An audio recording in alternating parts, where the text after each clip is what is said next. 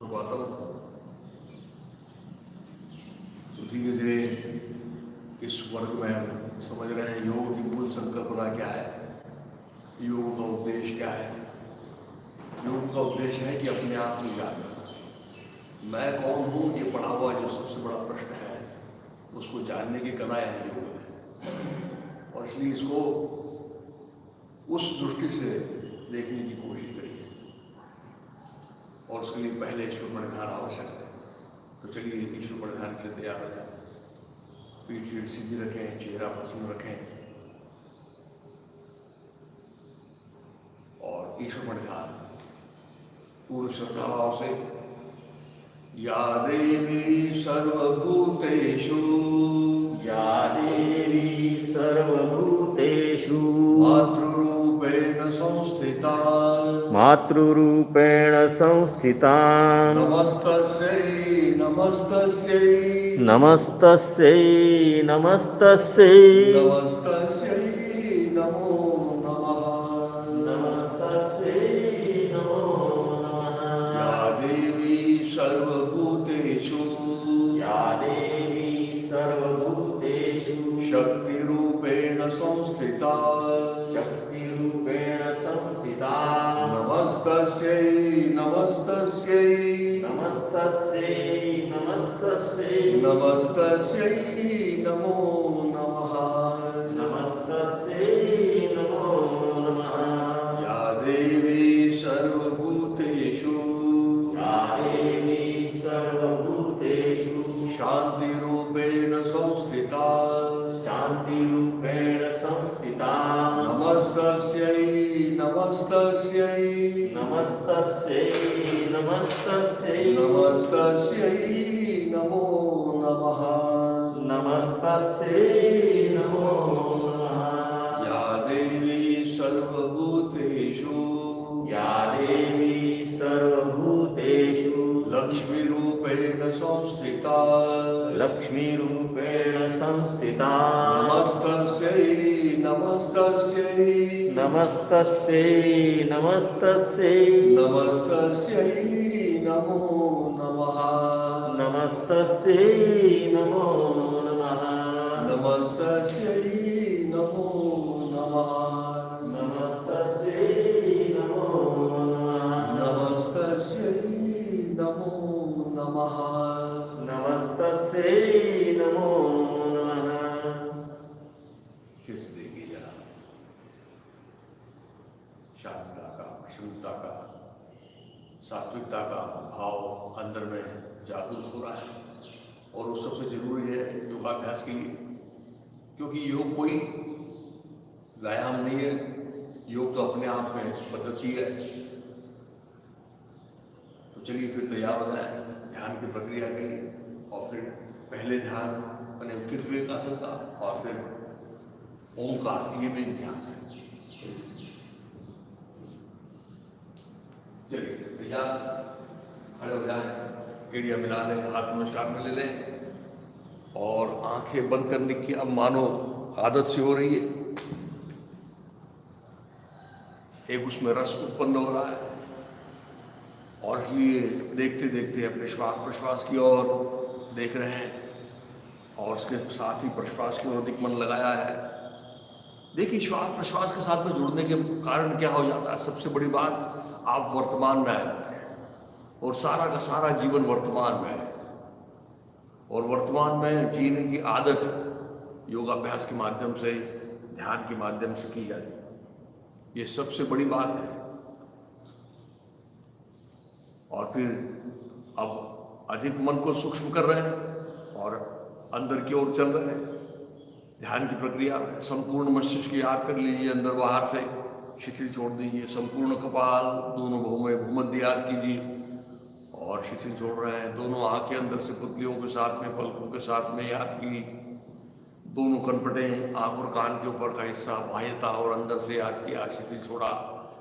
दोनों कानों को बाह्यता दिखा है लेकिन कान तो अंदर है और अंदर की ओर जाते हुए वाकई में गले तक उसकी अनुभूति ले पा रहे हैं। नथुने से भी अंदर की ओर जाते हुए जीवा के मूल तक देख पा रहे हैं। जीवा दंत पंक्तियां ठोकार दो गोलाकार स्पर्श दिखते हुए दोनों गालों को अंदर बाहर से ढीला छोड़ा है, मानो दोनों गाल अपने वजह से नीचे की ओर लटक रहे हैं, ऐसी अनुभूति हो रही है। और फिर हनु से लेकर खनपट तक का हिस्सा देखते हुए संपूर्ण चेहरा देखा है, और जैसे रोज आईना देखते हैं वैसे मन के आईने में अपने आप को देखने की चेष्टा कर रहे हैं। गला कंठ के साथ संपूर्ण गर्दन सारे स्नायु पुंजों के साथ में संपूर्ण रीढ़ को हर कटेर से हर कशेरु से शिथिल छोड़ रहा है, और उसके अंदर से कटीर वाले तक पीठ का हिस्सा देखा है, उसको शिथिल छोड़ा है। मन ही मन करना है, बड़ी सहजता से किया जा सकता है। दोनों बगलों से दोनों कमर तक का हिस्सा देखा है, उसको शिथिल छोड़ दिया। दोनों हाथ कंधों से ढीले छोड़ते हुए दंड कोनिया प्रकोष्ठ हाथों के तलवे तलवों का स्पर्श देखा है। स्पर्शित अवस्था में दोनों हथेलियों का अपना अलग अलग अस्तित्व देख पा रहे हैं, और अब तो दोनों हाथों की उंगलियां जो मिल रही हैं उनके अग्रभागों में भी कुछ स्पंदन अनुभव में आ रहे हैं। और फिर संपूर्ण सीना देखा है, आड़े में खड़े में अंदर से बाहर से उसको बिल्कुल ढीला छोड़ दिया सारे अवयवों के साथ। और फिर आ गए हैं नाभिगंध के पास, और नाभिगंध को अंदर तक झकझोरते हुए नाभि के अगल बगल से संपूर्ण पेट गोलाकार रूप में अंतर्बाह्य शिथिल छोड़ते हुए पुट्ठों का जोड़, पुट्ठें जंघाओं को चौओर से देख रहे हैं अंतर्बाह्य, दोनों घुटनों को संधियों के साथ में देख रहे हैं, दोनों पिंडलियां टखने एड़ियां तलपाओं की 10 उंगलियां, और ऐसा सारा शरीर सर से लेकर पैर तक देखा है। शरीर को स्थिर होता हुआ पा रहे हैं, शरीर स्थिर है, मन शांत है, और इसलिए प्रसन्न अवस्था है। और ऐसे अवस्था में पूज्यपाद गुरुमूर्ति श्री जनार्दन स्वामी महाराज के समाधि के सम्मुख पहुंच गए। मनी मन समाधि स्थल को याद कर रहे हैं, उस पर अंकित स्वामी जी का संदेश स्पष्ट रूप में दिखाई दे रहा है, उसको भी मन से देख रहे हैं।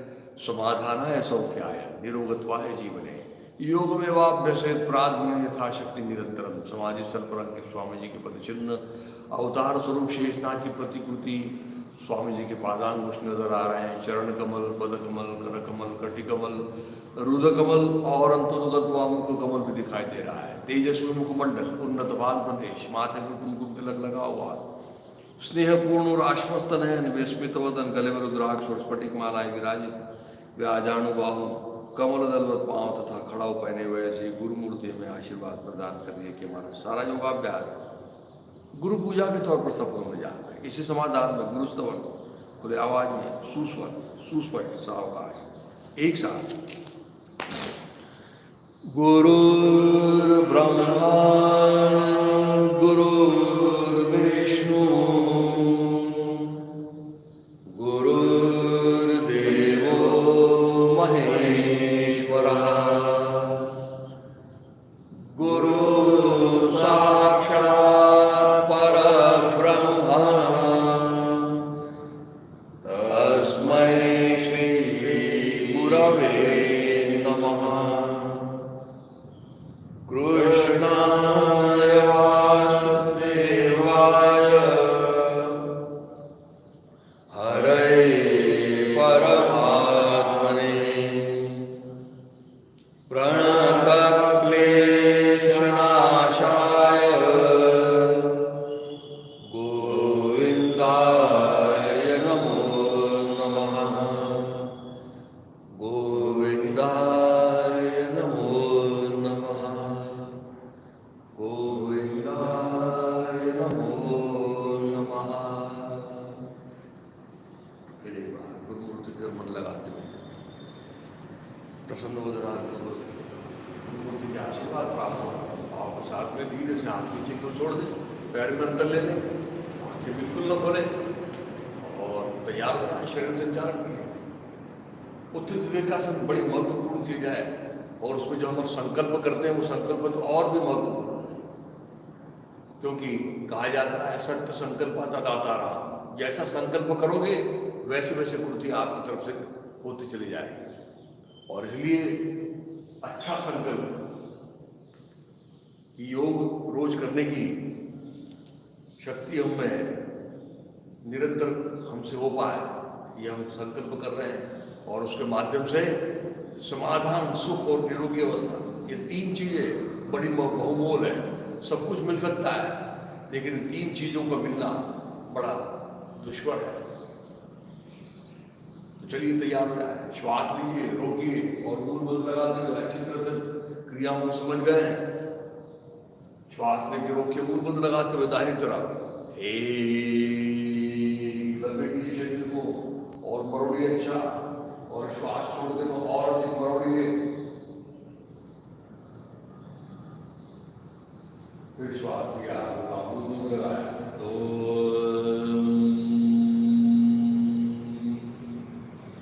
अब इसी तरह से हर क्रिया करने से पहले श्वास लेना, रोकना, मूल बंद लगाना, इसलिए उसको बताने की आवश्यकता नहीं, आप खुद करेंगे।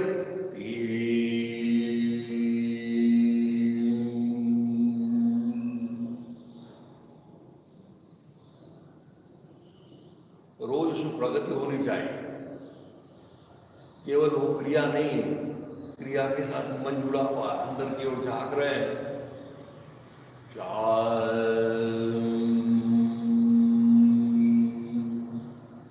पांच और छह की क्रिया एक ही श्वास में,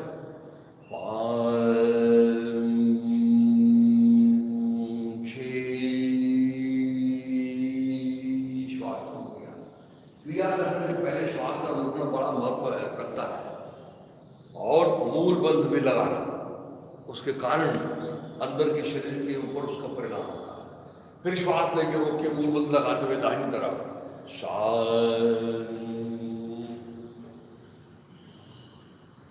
अब रुकिए जरा,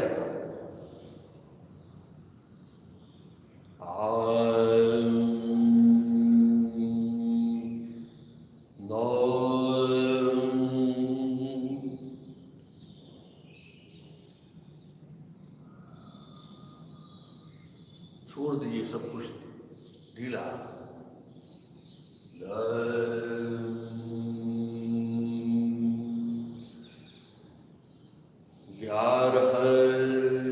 पीछे की ओर जा रहा है, दंड कान से लगाया है,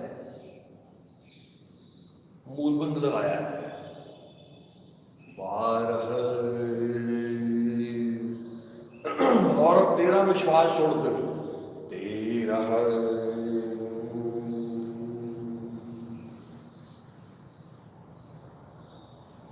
छोड़ दीजिए सारा शरीर ढीला बेजान, कमर से बिल्कुल लटक जा रहे थे शरीर को, और इसलिए फिर हाथ नीचे पहुंच रहे हैं, और नहीं पहुंच रहे तो पेट को जरा अंदर खींचिए, घुटने से पैर सीधे रखिए, फिर श्वास को मूल बंद लगा 14 15 16 बहुत धीरे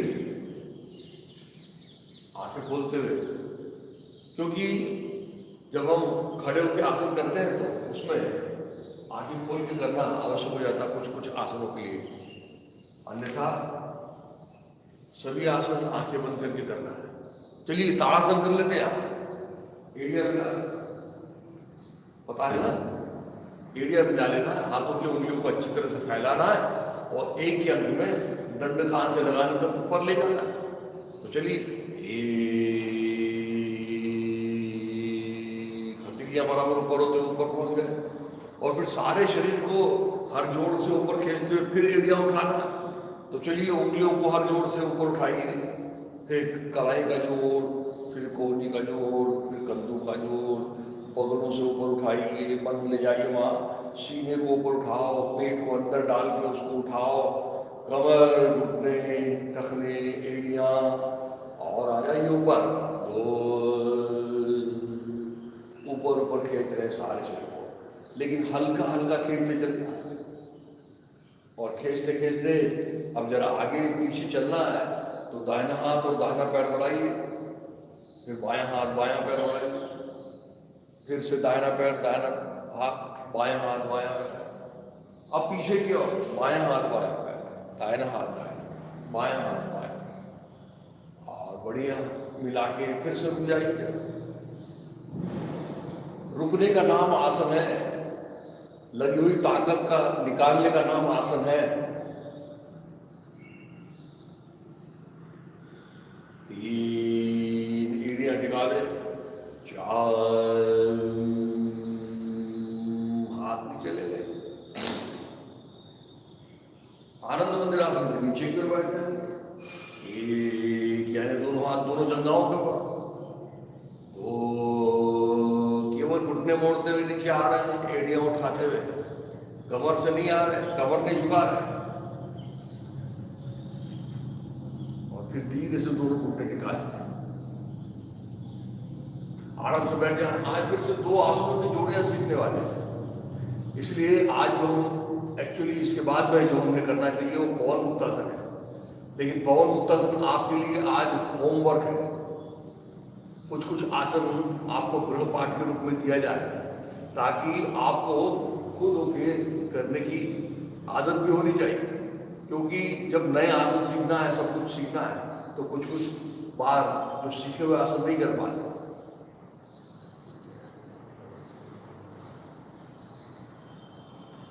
तो चलिए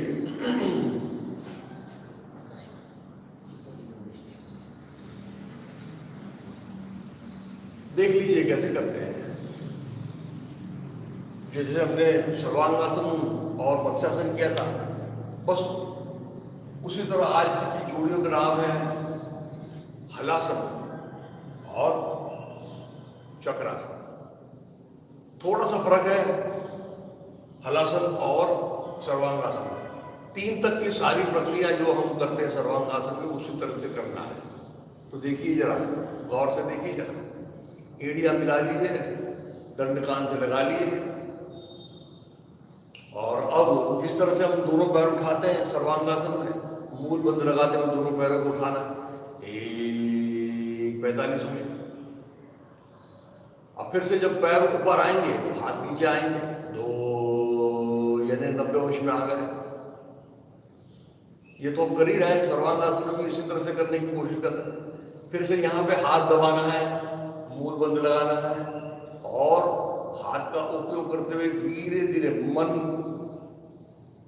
जंघा के जोड़ में लगाते हुए धीरे धीरे कमर उठाते हुए पैरों को सर की तरफ ले आना। 3, ये देखिए धीरे धीरे कमर उठा रहे हैं, हाथ को दबा रहे हैं, मूल बंद लगा रहे हैं, तो देखिए बराबर धीरे धीरे धीरे धीरे से बिल्कुल आ जाती है। झटके के साथ में नहीं करना, और फिर भी ये नहीं आता तो मैंने बताया आपको कैसे करना है कि आगे पीछे बोलते हुए फिर से एक बार आपको बता दें। तो इस तरह से इसकी ये स्थिति है हल की तरह। और अब हम क्या करते हैं सर्वांगासन में, तो यहाँ से हाथ कमर से लगाते हुए सारे शरीर को सीधा करते हैं। तो इसमें सीधा नहीं करना है, इसमें तो कमर पुट्ठों को और सामने ढकेलना है ताकि सीना ठुड्डी से गड़ जाए, और फिर पैरों को टखनों से बाहर फैलाना है और नीचे की ओर ले आना है। देखिए ये देखिए कमर सामने ढकेल रहे हैं, सीना ठुड्डी के पास आ रहा है, दिख रहा है आपको? ये देखिए वहीं से पैर नीचे नहीं लाना, ये देखिए ये सीना और ठुड्डी से गड़ रहा है, और इसको और ढकेला जा रहा है और ढकेला जा रहा है, और फिर नीचे लाना, और ये पैरों को टखनों से यहाँ फैला दिया, और फैलाने के बाद में देखिएगा यहाँ भी इन्होंने टिका दिया। अब आप अगर कहीं भी देखेंगे और कहीं जगह, तो आपको हलासन इसी तरह से दिखेगा। ये ऐसे पूरी तरह से फोल्ड कर लिया कमर को, और ये पैर नीचे टिका दिए। लेकिन अपने इस स्वामी जी की विशेषता है, जनार्दन स्वामी जी की, कि इन्होंने इस आसन में ये बात जो रखी हुई है कि ये पैर जो है टखनों से, ये जमीन से उंगलियां जो लग रही हैं वो जमीन से नहीं लगाना, क्योंकि अगर आपने ऐसा पूरा फोल्ड कर दिया और ये पैर नीचे लगा दिया तो इसका सारा परिणाम निकल गया। और परिणाम तभी मिल सकता है जब ये लगाने के बाद इसको थोड़ा से ऊपर को उठा करके, ये देखिए। और इसलिए ये इस बात को समझ लेना है, जिस तरह सर्वांगासन में हमने देखा था कि पैर ऊपर उठाने के बाद में सीधा ठुड्डी से करना चाहिए, उसी तरह से यहाँ पे जमीन से लगाना नहीं है, जमीन के पास ले जाना। और ऐसा हो जाने के बाद इसका असर पेट में अंदर की ओर जाता है। जब आप करेंगे तब आपको पता चलेगा। और फिर इसमें रुकना है, और रुकने के बाद में इसमें थोड़ा सा दोनों पैरों को दाहिनी तरफ ले आना है, अपने दाहिनी तरफ ले जाना है, अपनी बाईं तरफ ले आना है। ऐसा दाएं बाएं थोड़ा सा करने के कारण उसका असर और अधिक आता है। और फिर वापस आना है, धीरे से दोनों पैर को टखनों से अपनी तरफ लिया और फिर जमीन से समानांतर किया। अब ये देखिए जब हम पैर नीचे ले जाते हैं ना, तब नीचे ले जाता हूँ कि हाथों में परिवर्तन हो जाता है, हाथ ऐसे फैल जाते हैं, ये हाथ नहीं फैलना चाहिए। और फिर अब धीरे धीरे ये जैसे गए नीचे तो ऐसे ऐसे हाथ फैलना चाहिए, तो ये हाथ बिल्कुल समानांतर रहना चाहिए। और फिर अब ये 5 मिनट ऊपर आ गए और फिर 6 में धीरे धीरे धीरे धीरे 90 अंश में पुट्ठे टिका देंगे। 6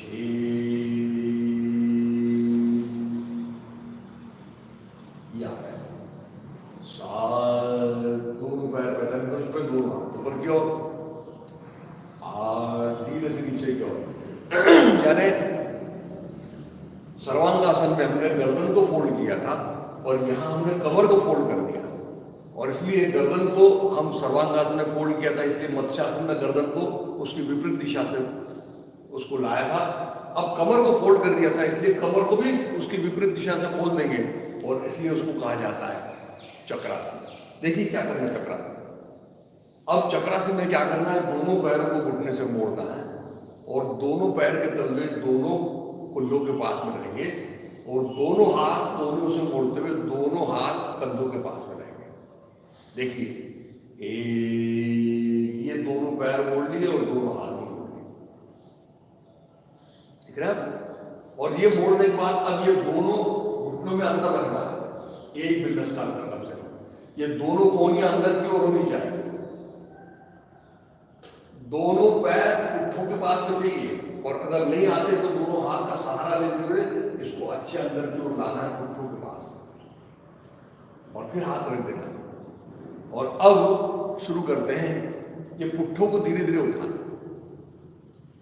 तो दोनों पैर के तलवों को दबाना, मूल बंद लगाना और दोनों पुट्ठों को ऊपर उठाना। देखिए उठाइए, ये देखिए उठा रहे हैं, उठा रहे हैं। ये हमारे लिए बहुत महत्वपूर्ण चीज है, लेकिन ये उठाते हुए ये एड़ियां नहीं उठाई, ये एड़ियां कुछ उठा लेते हैं, ये एड़ियां जमीन से लगी थी, ये पुट्ठों को उठाए। और अब दोनों हाथों के ऊपर भार देते हुए थोड़े से कंधों को उठाएंगे, थोड़ा से कंधे उठाओ, थोड़े से गर्दन नीचे लगा, ये गर्दन ढीली छोड़ी, और यहाँ जैसे ही हमने कंधों को उठाया तो गर्दन ढीली छूटना है, और छूटने के बाद में अब हाथ को और दबा दिया और कोहनियों को सीधा करने की कोशिश कर रहे हैं, और ऐसे सारे शरीर को ऊपर की ओर टाल गया, और ऐसे सारे शरीर की चक्र की तरह स्थिति बन गई। यानी गर्दन कमर को जैसे फोल्ड किया था उसके विरुद्ध दिशा में उसको फोल्ड कर दिया, कोशिश करना है। और फिर वापस आते हुए गर्दन सीधी करते हुए पहले कंधे टिकाएंगे और फिर पुट्ठे टिकाएंगे, और फिर दोनों हाथ और पैर सीधे करेंगे। तो हमारे लिए आज चक्रासन में सबसे महत्वपूर्ण चीज क्या है कि दोनों पैर मोड़ लीजिए, हाथ और पैर दोनों। ये मोड़ने के बाद में ये पुट्ठों को उठा लेना, ये सबसे बड़ी बात है। इसकी तरफ हमारा ध्यान ज्यादा होना चाहिए, फिर वो बाकी की चीजें होती रहेंगी। चलिए जरा इसको कर लेते हैं, आ जाइए आप।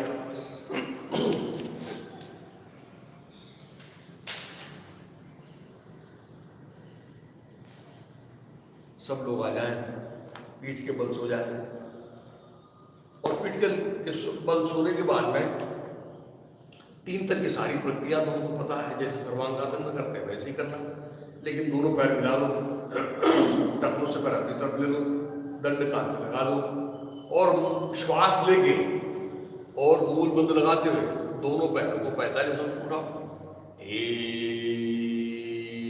उठा लिया, श्वास को रोक के रखो। अब पैरों को ऊपर लाओ, हाथ नीचे लाओ, 2। अब श्वास छोड़ो। अब जरा पैरों को घुटने से सीधा करो पहले, और जरा 90 अंश में लाने की कोशिश करो, और हाथ अच्छे दबाएं तो हाथों को अच्छा दबाव देके मन जंघा के जोड़ में रखते हुए धीरे धीरे पुट्ठों को उठाते हुए पैरों को सर की तरफ ले आओ। 3 कोशिश करो, और अगर नहीं जमता है तो आगे पीछे डोलने वाली बात बताई थी आपको, पवन मुक्तासन में जैसे आगे पीछे डोलते हैं, वो डोलते हुए पैरों को सर की तरफ ले आएंगे तो हाथ नीचे रख देंगे। और अब ये 3 की स्थिति यानी 135 डिग्री। अब देखिए सबसे बात महत्वपूर्ण चीज, यहीं से पैर को नीचे नहीं लाना, अभी तो पुट्ठों को और सामने ढकेलना है ताकि सीना ठुड्डे से गड़े और फिर जमीन से की तरफ पैरों के लिए आना। अब ये ढकेल रहे हैं तो सीना फिर से ठुड्डी से गड़ रहा है और दोनों पैर के टखनों से बाहर फैला दिया और नीचे तक लाने की कोशिश कर रहे हैं। और अब गर्दन कंधे बिल्कुल ढीले छोड़ दीजिए।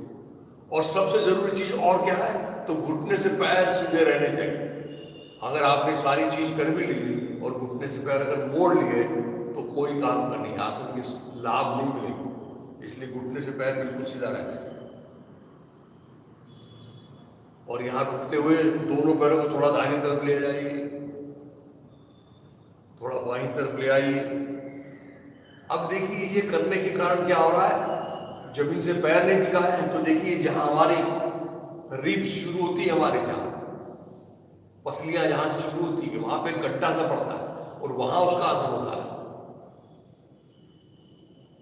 और फिर धीरे से वापस आ जाएंगे, दोनों पैर टखनों से अंदर लेते हुए 135 डिग्री में आ गए और फिर दोनों हाथ को दबाते हुए 90 डिग्री में आ रहे हैं।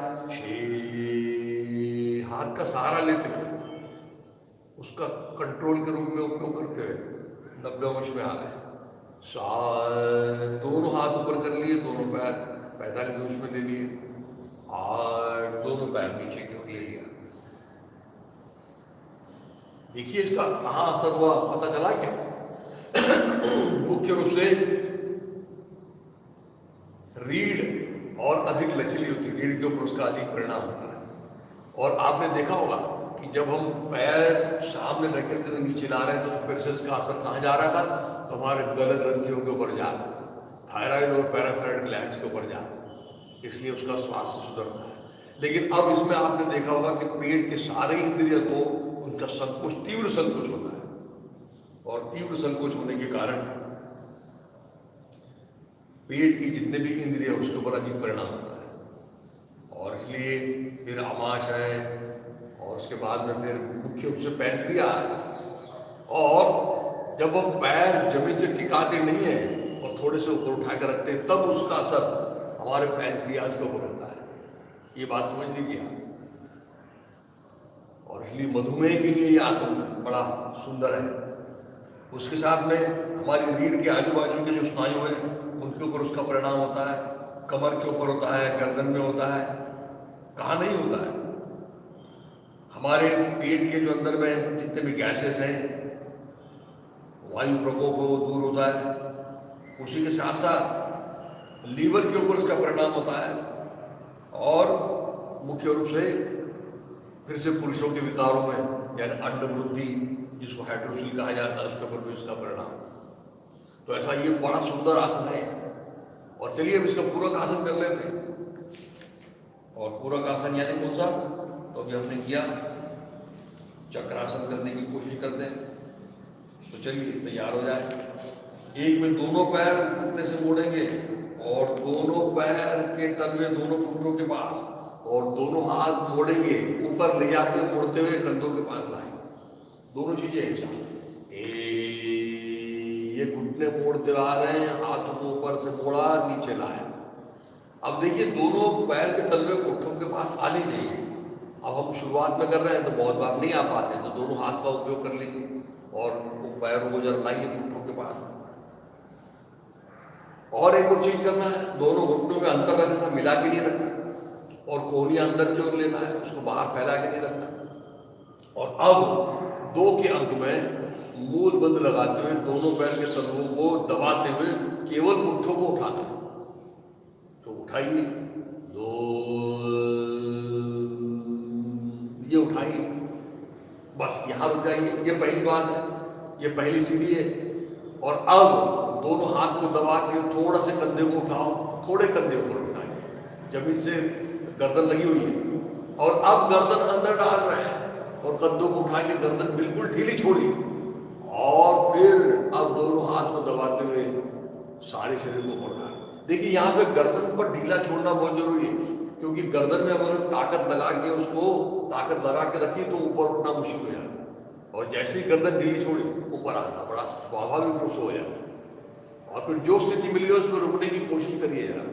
और अब सारा भार दोनों हाथ और पैर के तंतुओं के ऊपर है, बाकी रीढ़ ढीली छोड़िए, गर्दन ढीली छोड़िए, बाकी सारा शरीर ढीला छोड़ा। तीन, गर्दन सीधी करते हुए कंधे टिका रहे हैं, फिर पुट्ठे टिका रहे हैं, और फिर दोनों हाथों पैर सीधे। चार, समझ में आ गई बात? थोड़ी ताकत लगती है शुरुआत में, लेकिन हमको याद रखना है शुरुआत में सीखते वक्त तो ताकत लगेगी, लेकिन धीरे धीरे ताकत का कहीं उपयोग नहीं होगा, पहुंचने के बाद में ताकत को निकालना है। और चलिए धीरे से वायु करवट लेके पेट के बना जाओ, करेंगे कल वाला आसन। याद है ना कौन सा किया था कल आसन? याद रखने की कोशिश करना है। कल हमने किया था धनुरासन, बड़ा महत्वपूर्ण आसन है वो भी, पेट के बल। तो चलिए क्या करना है, पहले अर्ध धनुरासन करेंगे, यानी एक में बायां पैर घुटने से मोड़ेंगे और फिर दाहिना हाथ मोड़ते हुए पीछे की ओर ले जाते होंगे। दाहिने हाथ से बाएं पैर की पांचों उंगलियों को पकड़ना, एक बायां पैर मोड़ो, लेफ्ट लेग, दावा पाया है, और पकड़ना कौन से हाथ से? दाहिने हाथ से। पांचों उंगलियों को पकड़ लिया तो पहले फिर दो में जंघा को उठाना है यार। तो चलिए उठाइए जंघा को। तो ये जंघा उठा रहे हैं, पैर को अनफोल्ड कर रहे हैं, अनफोल्ड कर रहे हैं, खोल रहे हैं पूरी तरह से, और फिर गर्दन उठा ली। ये दो की स्थिति में, और ये आ रहे हैं ऊपर ऊपर ऊपर, और फिर हम नाभि के ऊपर संतुलन करते हुए देख रहे हैं उसका परिणाम, गर्दन में, कंधे में, सारे जोड़ों में देख रहे हैं, और पेट में देख रहे हैं, मुख्य रूप से नाभि में देख रहे हैं। थोड़ा रुकने की कोशिश करना है। तीन, पहले कपाल लगाना है, फिर जंघा लगाना है। चार, हाथों पैर सीधे। अब बाएं हाथ, दाहिना पैर, एक दाहिना पैर मोड़ा, बायां हाथ ले गए, पांचों उंगलियों को पकड़ा, नीचे नहीं पकड़ना, और फिर जंघा को उठाना। चलिए, तो ये देखिए ऐसी जंघा उठनी चाहिए ऊपर ऊपर, और पैर को खोल रहे हैं, मानो पैर से हाथ को उठा रहे हैं ऊपर, और फिर गर्दन उठा ली और आ गए ऊपर की ओर, और संतुलन नाभि के ऊपर रखिए जरा, और देखिए जरा उसका परिणाम शरीर के जोड़ों में, स्नायुओं के ऊपर कैसे परिणाम हो रहा है। शरीर खुला भी होता है, मजबूत भी होता है।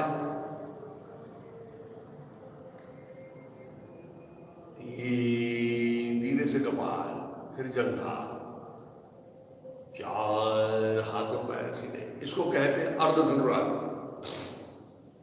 और अब धनुरासन करने जा रहे हैं, तो धनुरासन में दोनों पैरों को मोड़ेंगे, लेकिन दाहिने से दाहिने पैर को पकड़ेंगे, बाएं से बाएं को पकड़ेंगे, पांचों उंगलियां। ये दोनों एक साथ मोड़े हैं, और फिर पकड़ लिया है पांचों उंगलियों को, लेकिन दोनों घुटनों को नजदीक कर लिया, मिला लिया है, क्योंकि अक्सर फैल जाते हैं घुटने, तो वैसा न करते हुए। और अब देखिए, अब दोनों जंघा को उठाना है, तो उठाइए जरा।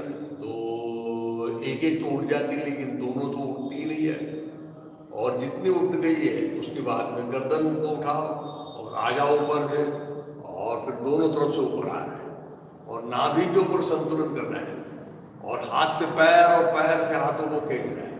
पैरों की तरफ अधिक ख्याल रखना है, पैर अनफोल्ड कर रहे हैं, और गर्दन बिल्कुल ढीली छोड़नी और छत की तरफ देख रहे हैं, और अब नाभि के ऊपर संतुलन करते हुए अब इसमें थोड़ा दाएं बाएं डोलने की कोशिश करिए, थोड़ा दाहिनी तरफ, थोड़ा बाईं तरफ, थोड़ा दाहिनी तरफ, थोड़ा बाईं तरफ, ताकि इसमें रुक सके, और फिर से रुक जाएगी। देखिए फिर से सारे जोड़ों में, सारी रीढ़ में, सीने में, पेट में, सब जगह असर हो रहा है इसका।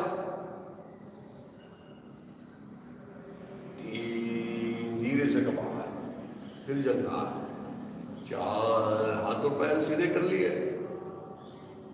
बहुत अच्छा।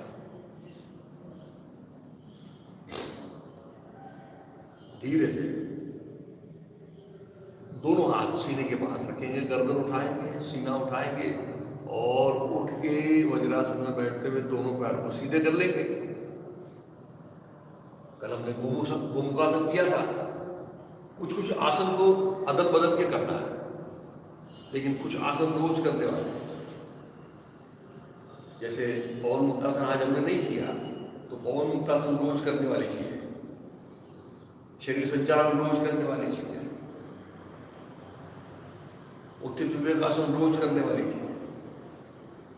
तो चलिए आज कर लेते हैं, हम आकर्ण धनुरासन कर लेते हैं, ठीक है। चलिए क्या करना है, दोनों हाथ कमर के पास में ले लिया, दाहिना हाथ बढ़ाना, दाहिने हाथ से बाएं पैर की 5 उंगलियां, बायां हाथ बढ़ाना, बाएं हाथ से दाहिने पैर के अंगूठे को पकड़ना, 5 उंगलियां नहीं, अंगूठे को। अब हाथ पहुंचते तो ठीक है, नहीं पहुंचते तो फिर जैसे जहां तक पहुंच गए वहां तक रख लिए। हाथ से पकड़ना है अंगूठों को, नहीं पकड़ में आ रहा है तो पैर को मोड़ेंगे और उसको पकड़ के अब बाएं पैर के अंगूठे को दाहिने कान की तरफ ले आएंगे। 2 मोड़ा है बायां पैर, उठाया है उसको और ला रहे हैं दाहिने कान की तरफ। और पकड़ना कैसा है पता है ना, 3 उंगलियों से अंगूठा, मुख्य रूप से तर्जनी और बीच वाली उंगली उसके बीच में उसको आकोड़े की तरफ पकड़ना है और जरा खींचिए ऊपर की ओर और गर्दन सीधी करिए, रीढ़ सीधी करते चले जाइए और कहीं तीर लगा रहे हैं, कहीं निशाना लगा रहे हैं, ऐसा सोचिए जरा और रुक जाइए जरा। रुकना जरूरी है, आपने कितना किया है महत्वपूर्ण नहीं है, हर एक जन अपनी अपनी क्षमताओं के अनुसार करेगा, हर एक की क्षमता अलग अलग है। लेकिन आंसू में प्रगति तभी हो पाएगी कि जो कुछ भी स्थिति ले ली उसमें रुकने की कोशिश कर रहे हैं और ढीला छोड़ने की कोशिश अंदर से कर रहे हैं। धीरे से दाहिना पैर, बाएं पैर सीधा किया, 4 दोनों हाथ निकाल लिए। अब बाएं से पकड़ेंगे दाहिने पैर के अंगूठे को, एक बाएं से दायां, दाहिने से बायां, लेकिन पहले पकड़ा हुआ है बाएं से दायां। अब पकड़ में आ रहा है तो ठीक है, नहीं तो दाहिने पैर को मोड़ो और ये 2 उंगलियों में पकड़ो और लिया उसको दाहिने पैर को बाएं कान की तरफ। 2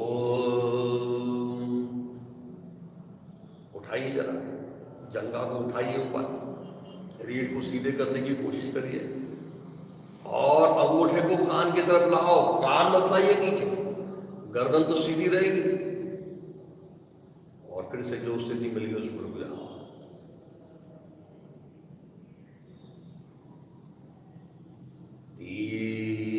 धीरे से सीधा कर लिया, 4। अभी हम आसन सीख रहे हैं और इसलिए थोड़ी देर रुक पा रहे हैं, लेकिन हर आसन का समय है और आपको व्हाट्सएप ग्रुप में हर आसन के बारे में जानकारी भी दी जाती है और उसका समय भी दिया जाता है, तो हमको उस समय तक पहुंचना ये याद रखिए। और चलिए अब धीरे से सीधे बैठ जाइए कोई भी सुखासन में, और सुखासन में बैठने के बाद में करेंगे अभ्यास कपालभाति का और फिर प्राणायाम का अभ्यास करेंगे। तो चलिए धीरे से कोशिश करिए पद्मासन की, और फिर दोनों हाथ से दोनों घुटने पकड़ लें, रीढ़ सीधी रखें, पेट, सीना, गला, नथुने अंदर से ढीले छोड़ें और हर कपालभाति के स्ट्रोक के साथ में रुद्रद्वार का आकुंचन करना जरूरी है, ये समझते हुए कपालभाति प्रारंभ करें।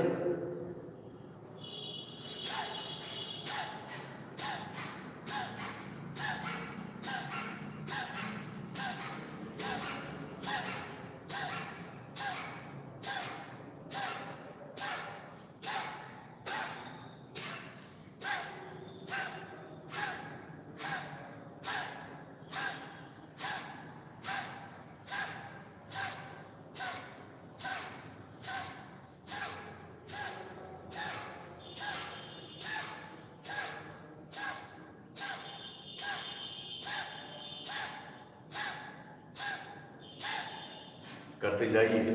और ऐसा आवाज़ आना चाहिए जैसे आप सुन रहे होंगे, वो मेटालिक साउंड आना चाहिए। नथुनों का आवाज़ नहीं आना चाहिए, लंग्स का आवाज़ आना चाहिए। और लंग्स का ऐसा आवाज़ आता है हमिंग जैसे, मेटालिक साउंड जैसे, और फिर शांत हो जाए।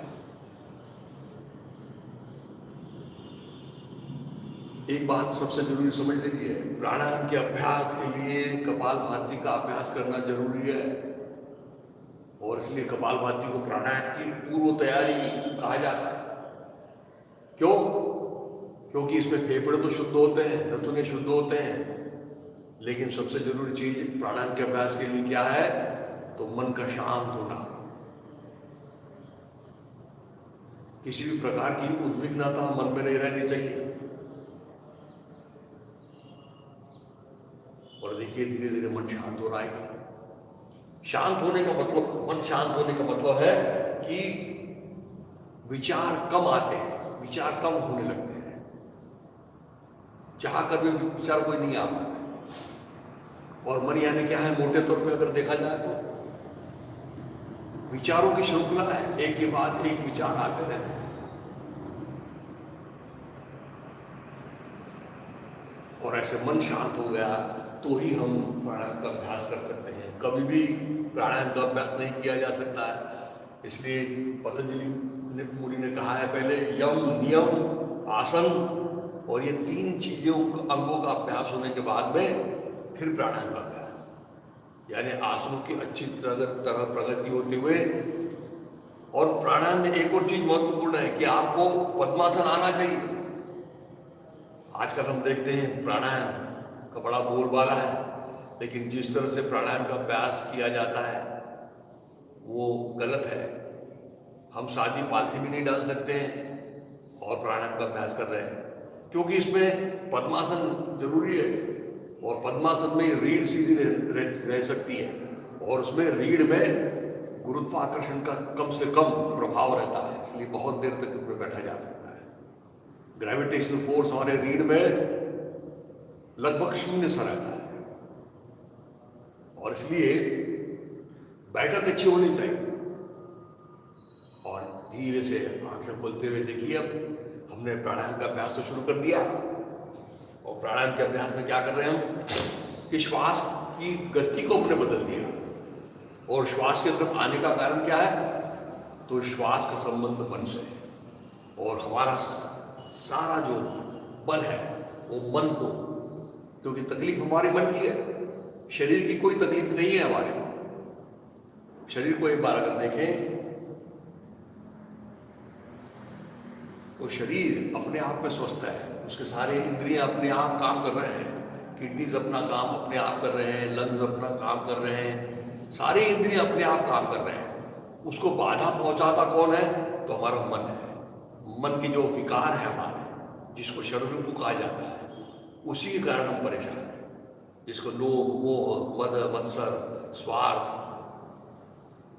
अहंकार, ये जो अष्ट है, आठों चीजें, इसके कारण मन प्रभावित होता है। और मन का संबंध फिर शरीर के इंद्रियों पर होता है। और इसलिए मन से शरीर को जानने के लिए मन श्वास के माध्यम से मन को जान रहे हैं। और इसलिए क्या किया हमने कि श्वास प्रश्वास की गति को बदल दिया, कि जो 2 सेकंड में श्वास लेते हैं उसको 2 सेकंड में श्वास की जगह 4 सेकंड में ले रहे हैं। तो चलिए फिर से उसको कर लेते हैं एक बार। बाएं हाथ की ध्यान मुद्रा बना लें। अच्छा, एक और चीज इसमें समझ लीजिए, हमने अब 2 दिन से कर रहे हैं कोशिश कि श्वास ले रहे हैं और श्वास छोड़ रहे हैं, लेकिन क्या इतनी चीजें हो रही हैं क्या? श्वास लेना और छोड़ना इतनी चीजें हो रही है क्या? क्योंकि श्वास जो हम ले रहे हैं वो एक गति के अनुसार अंदर ले रहे हैं श्वास, है ना, और फिर उसकी विरुद्ध गति से हम श्वास छोड़ रहे हैं। तो गति का शास्त्र क्या कहता है कि एक गति से आपने श्वास लिया और फिर उसकी विरुद्ध गति से आपने श्वास छोड़ना है। तो एक गति से श्वास लेने के बाद कहीं ना कहीं आपको रुकना पड़ेगा, और फिर जब श्वास हम छोड़ेंगे तो छोड़ने के बाद में भी आपको कुछ तो कहीं ना कहीं रुकना पड़ेगा। जैसे आपने कोई पत्थर ऊपर उठाया, उसको ऊपर फेंक दिया, तो ऊपर जाते जाएगा जाते जाएगा जाते जाएगा, लेकिन एक क्षण उसकी स्पीड 0 हो जाएगी और फिर वो अपने आप नीचे आने लगता है। तो अंदर जाने के बाद में एक जगह कहीं ना कहीं उसकी स्पीड 0 होती है। जैसे बहुत से लोग जो कार चलाते हैं उन लोगों को पता होगा, जो कार चलाते हैं तो जैसे हमने अगर अब गाड़ी चला रहे हैं और फर्स्ट गियर में गाड़ी डाली और सामने जा रहे हैं और जाते जाते आपको कुछ अचानक कुछ चीज याद है, तो आप फर्स्ट गियर से एकदम रिवर्स गियर में डालते हैं क्या गाड़ी को? नहीं, आप फर्स्ट गियर से पहले उसको न्यूट्रल करते हैं और फिर पीछे को ले आते हैं। बस वो न्यूट्रल वाली जो बात है वही बात यहाँ पे भी है कि श्वास लेने के बाद में कहीं ना कहीं हम न्यूट्रल होते हैं, श्वास छोड़ने के बाद में कहीं ना कहीं रुकते हैं। तो श्वास लेने और छोड़ने में ये सिर्फ 2 चीजें नहीं होती है। तो श्वास लेने के बाद में कहीं रुकते हैं, श्वास छोड़ने के बाद में रुकते हैं। तो प्राणायाम के अभ्यास में ये जो रुकने वाली बात है इसको बहुत ज्यादा महत्व है। जैसे कल मैंने बताया कि श्वास लेने को कहते हैं पूरक, श्वास छोड़ने को कहते हैं रेचक, लेकिन श्वास अंदर जाने के बाद में कुछ क्षण रुकता है उसको कहा जाता है अंतरकुंभ, और श्वास बाहर आने के बाद कुछ क्षण रुकता है उसको कहा जाता है बहिर्कुंभ। तो ऐसे 4 संकल्पनाओं के साथ में प्राणायाम का अभ्यास किया जाता है। लेकिन आज हम फिर से क्या करेंगे कि एक मंत्र में लेंगे और एक मंत्र में ही छोड़ेंगे। चलिए देखिए कैसे करते हैं। आज इसमें और चेंज कर देंगे, इसलिए आप जो बाहर प्राणायाम का अभ्यास करते हुए लोगों को देखेंगे तो केवल श्वास लेते हैं और छोड़ते हैं। श्वास लेने और छोड़ने का नाम प्राणायाम नहीं है, ये बात समझ लीजिए। हम देखिए क्या कर रहे हैं, एक मंत्र में ले रहे हैं यानी एक विशिष्ट काल में ले रहे हैं, यानी एक विशिष्ट काल में जो श्वास लिया जाता है और मन के अवधान के साथ में जो किया जाता है उसको प्राणायाम कहते हैं। प्राणायाम की ये व्याख्या कहती है कि जो श्वास प्रश्वास एक विशिष्ट काल में और मन के अवधान के साथ में लिया जाता है उसको प्राणायाम कहते हैं। और प्राणायाम में एक और बात जो महत्वपूर्ण है कि जितने समय में आप श्वास लेते हैं उससे दुगने समय में आपको श्वास छोड़ना चाहिए। ये भी उसकी पहली प्रायोरिटी। पहले तो श्वास प्रश्वास की गति में बदल करना और उसके बाद में जो श्वास लिया है उसको दुगने समय में छोड़ना। तो आज क्या करेंगे, एक मंत्र में लेंगे और 2 मंत्र में छोड़ने की कोशिश करेंगे। ऐसा क्यों करेंगे? क्योंकि हम हमेशा श्वास लेते हैं लेकिन श्वास छोड़ते नहीं, समझ रहे हैं? हमेशा श्वास छूट जाता है, तो जो छूट जाता है उसकी तरफ अधिक बल दिया है प्राणायाम। तो चलिए बाएं हाथ की ध्यान मुद्रा बना लें, दाएं हाथ की प्राणायाम की मुद्रा बना लें। बाएं को बंद कर लेंगे, बंद करेंगे अनामिका और करावली से, और दाहिने से लेके एक मंत्र में, बाएं से छोड़ेंगे 2 मंत्र में। तो चलिए दाहिने से श्वास लीजिए, श्री राम जय राम जय जय राम। बाएं से छोड़िए 2 मंत्र में, श्री राम जय जय राम, श्री राम जय जय राम। दाहिने से लीजिए श्री राम जय राम। बाएं से छोड़िए श्री राम जय राम, श्री राम जय राम। दाहिने से लीजिए श्री राम जय राम। बाएं से छोड़िए श्री राम जय राम, श्री राम जय राम। अब ये बाएं से जब 2 मंत्र में छोड़ना है तो टिक ही नहीं पाते, तो उसके लिए क्या करना पड़ेगा? दाहिने से लिया है तो लेने के बाद में बाएं नथुने को धीरे धीरे खोलिए। एकदम से आप अगर खोल देंगे तो श्वास निकल जाएगा। और इसलिए जैसे नल के नीचे कोई बाल्टी नीचे रखी आपने और आपको कोई काम आ गया तो आप नल की धार कम कर देते हैं, वैसे बाएं नथुने से श्वास की धार को कम कम करते चले जाना है। इसलिए उसको धीरे धीरे छोड़ना है, रिलीज करना है। तो चलिए इसको हम दाहिने को बंद कर देते हैं, बाएं से करने की कोशिश करते हैं। धीरे धीरे समझते हुए करेंगे। बाएं से श्वास लीजिए, श्री राम जय राम। दाहिने से छोड़िए 2 मंत्रों में, श्री राम जय श्री राम जय राम। बाएं से लीजिए श्री राम जय राम। दाहिने से छोड़िए श्री राम जय राम श्री राम जय राम। बाएं से लीजिए श्री राम जय राम। दाहिने से छोड़िए श्री राम जय राम श्री राम जय राम। अब दाहिने से लीजिए श्री राम जय राम। बाएं से छोड़िए श्री राम जय राम श्री राम जय राम। बाएं से लीजिए श्री राम जय राम। दाहिने से छोड़िए श्री राम जय राम श्री राम जय राम। दाहिने से लीजिए श्री राम जय राम। बाएं से छोड़िए श्री राम जय राम श्री राम जय राम। शांत हो जाइए। इस तरह से प्राणायाम के अभ्यास में हम धीरे धीरे आगे की ओर जाएंगे। तो पहले बात तो हमको प्राणायाम क्या है चीज अच्छी तरह समझ में आ जानी चाहिए। पहले प्राणायाम के अभ्यास में उसका गति का विच्छेद किया है। पतंजलि मुनि कहते हैं तस्मिन् सति श्वास प्रश्वास योर गति विच्छेद प्राणायाम। और फिर अब आज इसमें और जोड़ दिया चीज कि एक मंत्र में लेंगे तो दो मंत्र में छोड़ना ही पड़ेगा। ये उसकी आवश्यकता है, तभी हम प्राणायाम कह सकते हैं। केवल श्वास का लेना और छोड़ना यानी प्राणायाम नहीं है। एक विशिष्ट समय में एक मंत्र में यानी एक विशिष्ट समय में ले रहे हैं और मन का पूरा अवधान है, तभी प्राणायाम हो सकता है। कल और अधिक जाएंगे प्राणायाम के अभ्यास में। बात समझ में आ रही है ना? क्योंकि अच्छी तरह से चीजों को समझना जरूरी है। और अब तैयार हो जाए कोनिया कमर से लगाते हुए ओंकार के लिए। ओंकार ये भी सर्वश्रेष्ठ ध्यान की प्रक्रिया। दोनों भवों के बीच में काषाय वर्ण की ओंकार की प्रतिमा स्थापित कर लीजिए और खुले आवाज में हरिओम कहने तक ओंकार प्रारंभ करें।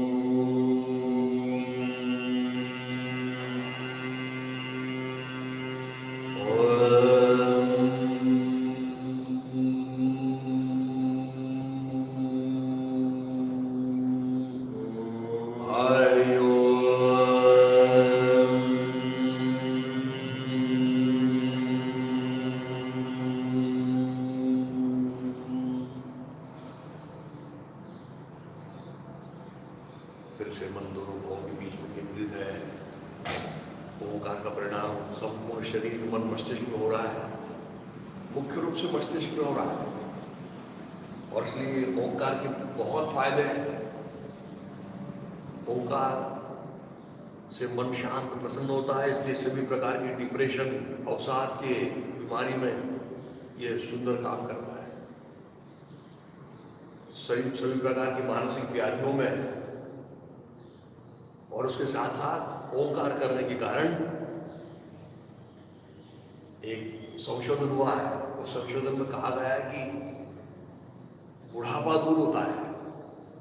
एजिंग प्रोसेस जो होती है हमारे शरीर में चलती रहती है वो दूर होती है, वो दूर ढकेली जाती है और शरीर में एक नव चैतन्य प्राप्त होता है। हमारी कार्य प्रवणता बनी रहती है उम्र के साथ में भी।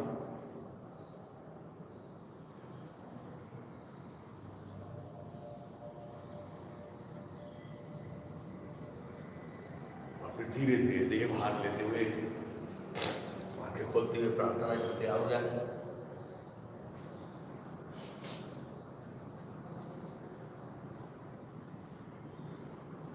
दोनों मुट्ठी मिलाने से एड़ी यहाँ मिली हुई आत्मस्कार में खुले आवाज में ओंकार प्रारंभ करें। प्रार्थना। असंख्यात नावे जयादेत लोक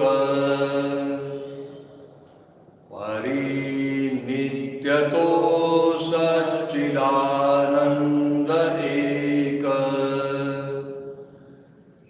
जयाचा बळे चालतो हा बसारा नमस्कार त्या ब्रह्मतत्वा अपारा नभी सूर्य विश्वास दोते जदेतो प्रमोदे आम्ही अंतरित्यास ध्यातो तये प्रेरणा बुद्धि ते देत जावी असे आमुची प्रार्थना ही प्रभावी प्रभो पूर्ण आरोग्य आम्हा असावे तसे नित्य मांगल्य नेत्रां दिसावे कधी दैन्य दारिद्र्य आम्हासी नाहो शतायुष्य ऐश्वर्य विज्ञान लाभो योगेन चित्तस्य पदेन वाचा मलं शरीरस्य च वैद्यकेन योपाकरोत्तं प्रवरं मुनीनां पतञ्जलिं प्राञ्जलिरानतोऽस्मि। ॐ पूर्णमदः पूर्णमिदं पूर्णात् पूर्णमुदच्यते पूर्णस्य पूर्णमादाय पूर्णमेवावशिष्यते। ॐ शान्ति शान्ति शान्तिः। सद्गुरु श्री जनार्दन स्वामी महाराज की जय।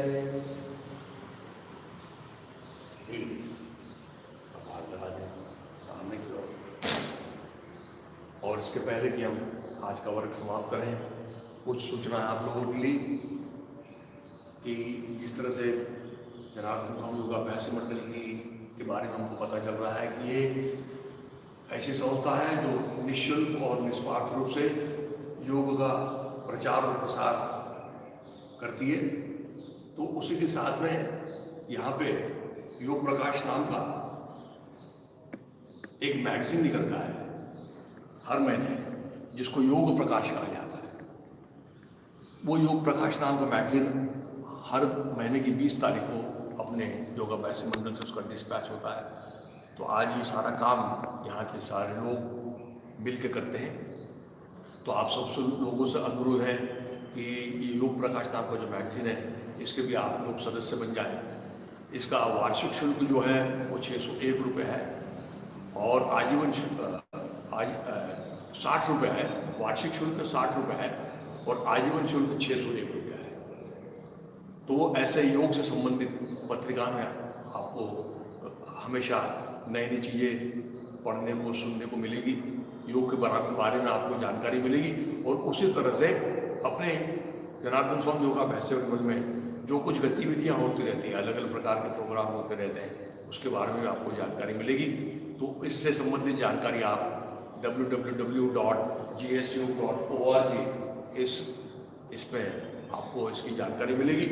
और उसके सदस्य बनना है तो आप यहाँ मंडल में भी आ सकते हैं, सुबह 7:30 से 8:30 के दरमियान आके 9 बजे तक आके आप उसका रजिस्ट्रेशन कर सकते हैं। ये ऐसी चीज़ है कि जैसे आप अपने आप्तेष्टों को, अपने दोस्त भाइयों को हमेशा उनके जन्मदिन के ऊपर बधाई देते हैं और उसके कुछ गिफ्ट भी देते हैं, तो गिफ्ट के रूप में आप उनको ऐसे 1 साल की अगर सालाना या आपने उनको अगर दे दिया तो उनके जीवन में भी एक नया उजाला आएगा और उनको उसमें भी योग में रुचि उनकी बढ़ेगी। तो इस तरह से योग प्रकाश नाम का मैगजीन के भी आप सदस्य जरूर बनिए। आज यहीं रुकते हैं।